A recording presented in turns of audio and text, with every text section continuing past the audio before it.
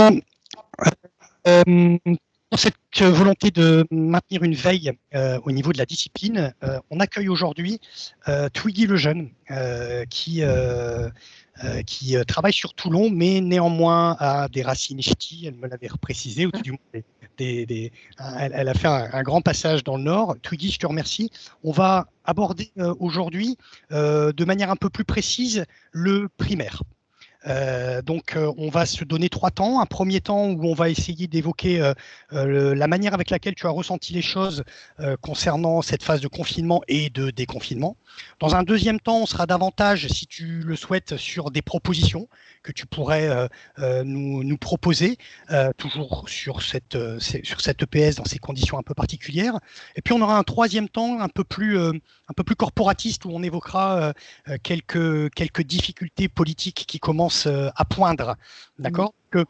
Avant d'entamer la première partie, n'hésite pas aussi à te présenter pour les quelques malheureux qui ne te connaisseraient pas.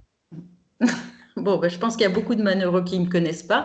Donc, je suis Twiggy Lejeune Vasquez. Donc, je suis professeure à l'UFR STAPS de Toulon, professeure agrégée. Et j'ai un parcours un peu atypique parce que dans mon travail à l'UFR STAPS, mon travail est surtout de développer l'enseignement de l'éducation physique et sportive dans le premier degré. Donc, je prépare les professeurs des écoles. Et donc, j'ai une réflexion vraiment sur l'éducation physique des 3 à 12 ans. Et mon parcours est un peu atypique puisque ça fait maintenant 18 ans que je m'occupe du premier degré, de réfléchir sur l'enseignement du premier degré après un passage à l'IUFM de Strasbourg, et j'ai été conseillère pédagogique départementale pendant 10 ans au sein de l'équipe EPS de Toulon, EPS premier degré. Donc c'est plutôt avec ce pôle-là que je vais parler aujourd'hui. Et puis, depuis quelque temps, je suis membre du groupe national Coopération qui est mené par Anthony van de Kerkhoff, où je m'épanouis totalement parce que c'est peut-être l'EPS que je veux développer, entre autres à l'école élémentaire. Et puis, on a au sein de la EPS une réflexion depuis quelque temps pour peut-être développer un groupe qui aurait une réflexion plus spécifique premier degré, qui est mené par Jean-Baptiste Chiamaya. Et puis, il y a Franck Labrosse aussi, qui est formateur par là-bas. Voilà. Alors, les questions qui m'ont été posées, c'était sur le confinement, déconfinement, et son impact peut-être sur le premier degré, et donc avec le prisme de l'éducation physique et sportive. Alors, dans les faits, j'avais une vision plutôt pessimiste, je l'avoue, avec une peur que ce soit la énième roue du carrosse et que les enseignants n'y pensent pas. Et il s'avère que non. Il y a eu d'abord énormément de propositions des conseillers pédagogiques départementaux avec des échanges très importants, des padlets, des propositions, beaucoup d'enseignants aussi qui ont fait des propositions dès la maternelle. Alors il faut savoir que là, c'est quelque chose qui est très important, le corps en maternelle. 45 minutes par jour, les élèves sont censés aller dans la salle de motricité et les enseignants ont tenté de maintenir cela. Et les retours que j'ai eus, c'est qu'il y a eu beaucoup de retours de parents aux enseignants qui ont dit qu'ils n'avaient jamais pensé à voir le corps de cette manière-là. Donc ça, c'est les aspects très, très positifs.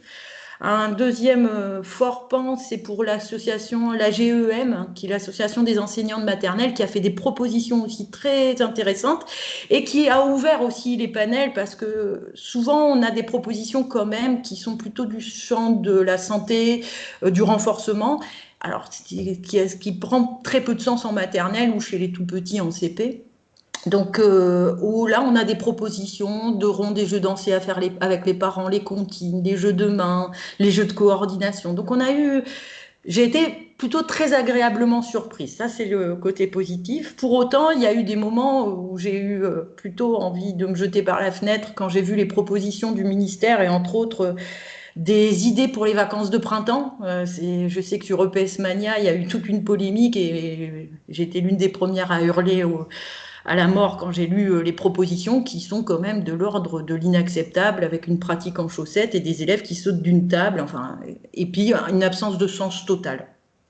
Donc ça, c'était l'une des difficultés. Et puis c'est vrai que tous les enseignants ne se sont pas non plus lancés. J'ai des exemples très concrets, mais j'ai aussi l'inverse, des gens qui n'ont pas du tout proposé. Et petit bémol que je mettrais, c'est que souvent, si les propositions des maternelles sont assez riches, les propositions en élémentaire étaient quand même très, très, très orientées pompe, la planche, enfin des choses qui me semblent peu cohérentes par rapport au parcours des élèves. Alors, dans cette phase de déconfinement, on a à la fois des lumières vertes qui s'allument, c'est-à-dire qu'on revoit une vraie réflexion sur quelle place donner au corps et justement ce corps social. Et les propositions, encore une fois, de la GEM, par exemple pour la maternelle, autour des bons jours de danse, hein, on s'échange des mouvements, même de loin, on travaille en miroir, on travaille avec l'autre. C'est-à-dire une réflexion sur... Et si on apprenait par l'autre et avec son corps, même si on ne peut plus le toucher. Et ça, j'ai trouvé que ça, c'était des points très, très forts. L'autre point fort dans le déconfinement, c'est qu'on a énormément de propositions de jeux de coordination. Or, c'était l'un de mes chevals de bataille, c'est l'idée que aujourd'hui, nos élèves sont peu coordonnés et par exemple pour les activités athlétiques, etc., on se retrouve avec des élèves qui ne savent pas dissocier le haut du bas. Et là, on retrouve des jeux de corde à sauter, les fameux jeux de cours qui reviennent, qui reprennent place. Et je vais être un petit peu genrée dans ma réflexion, mais c'est vrai qu'il y a un retour aussi des filles dans la cour de récré parce que le match de foot n'a plus lieu et donc on a repensé la structuration de la cour. Donc j'ai revu les marelles, des choses comme ça.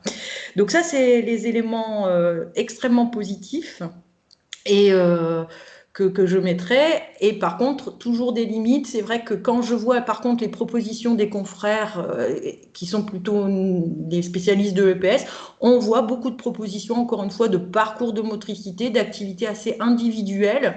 Et je pense que non, dans cette phase de déconfinement, la présence de l'autre, elle est vraiment importante. Et moi, je pense que c'est le moment ou jamais, peut-être de redonner des places à des activités comme la danse, les arts du cirque, le hip-hop, ou des choses où on peut travailler à distance, mais avec l'autre et pas contre l'autre.